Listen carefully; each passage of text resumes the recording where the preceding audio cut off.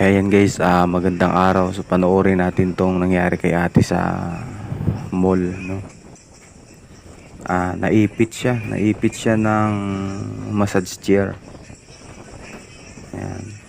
So, viral to ngayon guys eh. Di ko pa alam kung Kim is to. Kita mo naman, no? Grabe. Ang tagal pa yan dyan natanggal guys.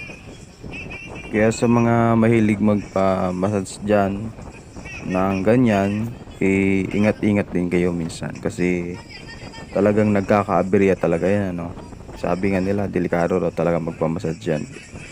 Although delikado kung mangyari yung ganyan, pero siyempre nakakadala na rin, di ba? Kita nyo guys, parang pagod na pagod sa ate. Wala bang ano dyan, wala bang malapit na spa dyan? Ba't di na lang nagpamasahe si ate directly dun sa sa mga masahista? Yan, no. Kita mo naman, no? Naipit yung buhok. Guys, pag nagpapamasahe ka kasi dyan guys, pagdating sa ulo guys, yung umiikot na bearing ata yon, yung bakal. Pagdating kasi sa ulo guys, iipitin yung mo, yung sa may likod ng ulo mo. Pero pag maliit ang ulo mo, papasok yung ulo mo doon sa may na yon, bakal na yon. Pag pumasok, maiipit talaga yung mo, leeg. Kung maliit ang ulo mo.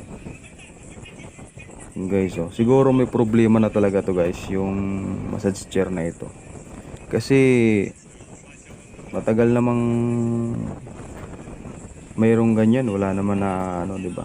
Wala namang na-issue na ganyan. Siguro may problema lang talaga ito. Ayan, no. Kita nyo guys, Kaya guys, pag nagpamasahe kayo guys, direct na lang kayo sa sa spa. Huwag na lang kayo dun sa ingat-ingat din.